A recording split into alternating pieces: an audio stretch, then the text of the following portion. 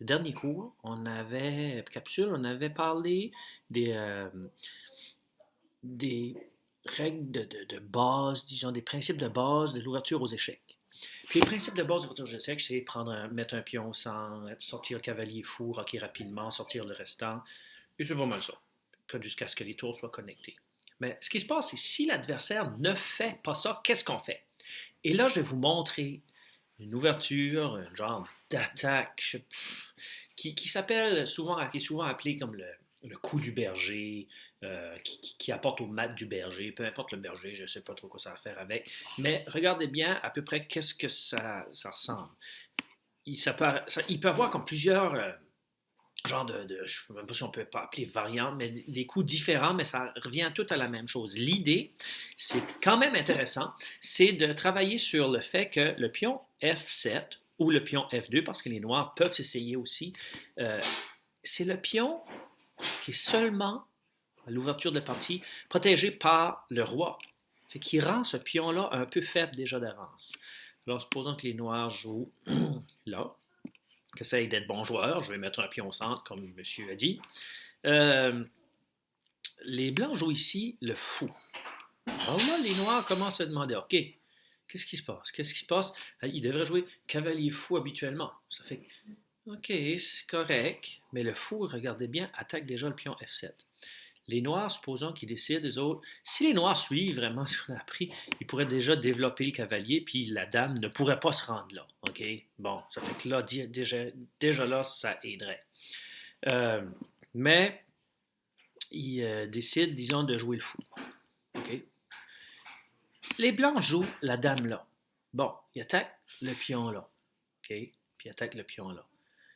Supposons que les noirs ne voient pas ça, comme dans plusieurs parties, puis ils jouent là pour attaquer la dame. Ils pensent, j'ai attaqué la dame, je vais y jouer le tour. Mais non, la dame capture le pion, échec et mat. Ça, c'était juste pour vous montrer l'idée derrière le sortir le fou et la dame très rapidement. Ce n'est pas bon. C'est un coup qu'on voit ça dans les cours d'école, dans les tournois scolaires, on voit ça. Et c'est vraiment déprimant de voir que autant de joueurs se font avoir par ce coup-là et que autant de joueurs essaient encore ce coup-là. Alors il faut que ça soit, il faut qu'on arrête ça. Il faut montrer qu'on est capable de jouer mieux que ça. Bon, ça fait reculons un peu, reculons. Là, t'as les blancs, c'est au blanc. Les blancs jouent là. OK, ça c'est une façon. Ça fait il attaque le pion là. Et il attaque le pion ici. Alors, là, il faut que tu te poses comme question, OK, il attaque le pion là et ce pion là. Qu'est-ce que je fais? OK. Il y a des joueurs qui vont jouer souvent, ils vont jouer trop vite, ils vont penser, je vais tout de suite attaquer la dame. Bang! Tiens! Prends ça. Oups! Échec au roi. Les noirs peuvent jouer. Et puis, capture la tour. OK? Ça, ça fait que c'est pas mal. C'est pas très bien pour les noirs, encore une fois.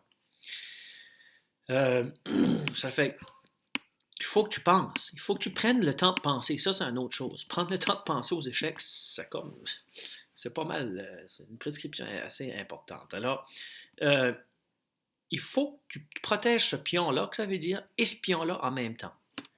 Arrête la vidéo, là, puis essaie de trouver, toi, comment tu ferais pour protéger le pion là, puis le pion là. OK. Un des coups, c'est ça.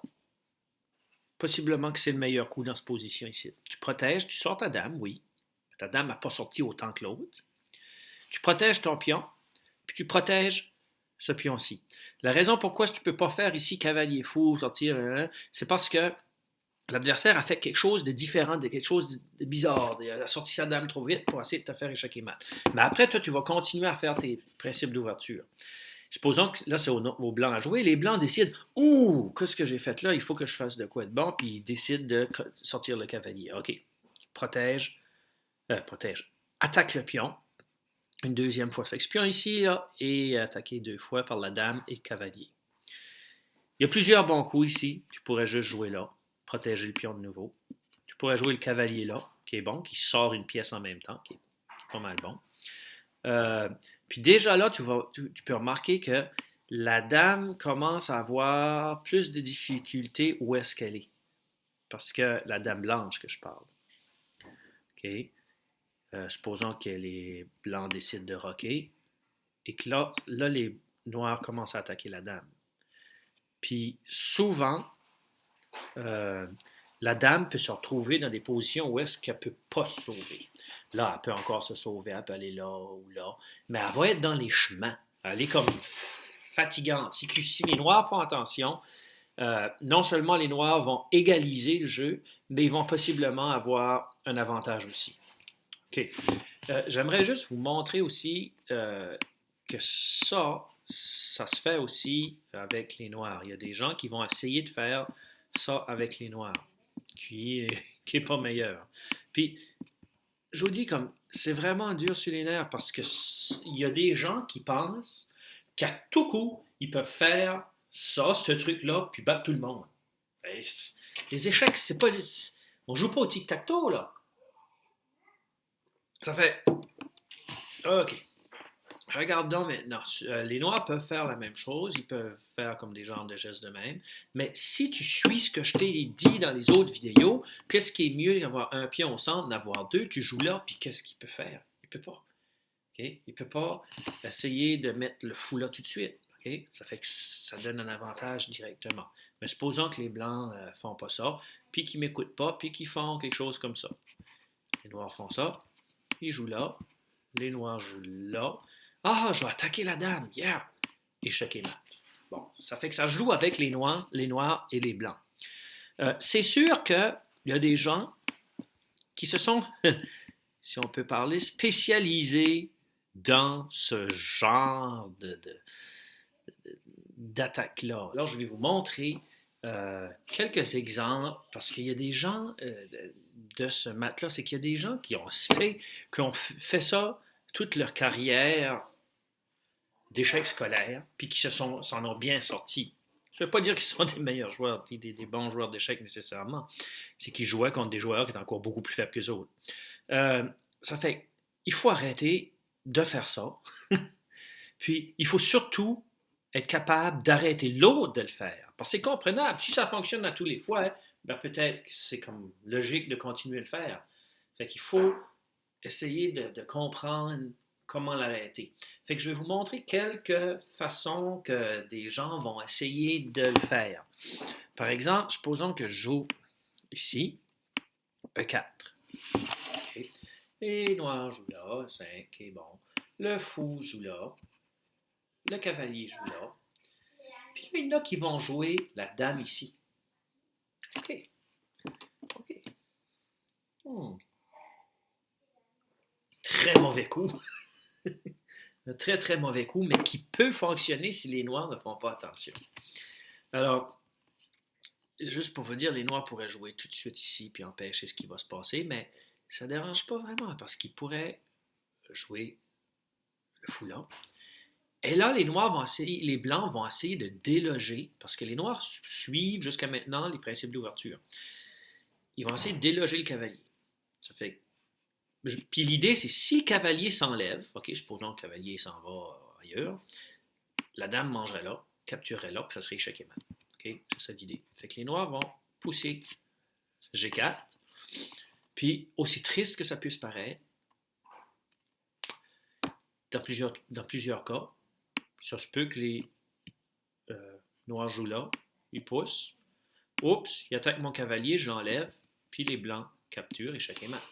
Bon, les blancs sont tout contents, youpi, j'ai gagné. C'est les noirs qui l'ont laissé gagner.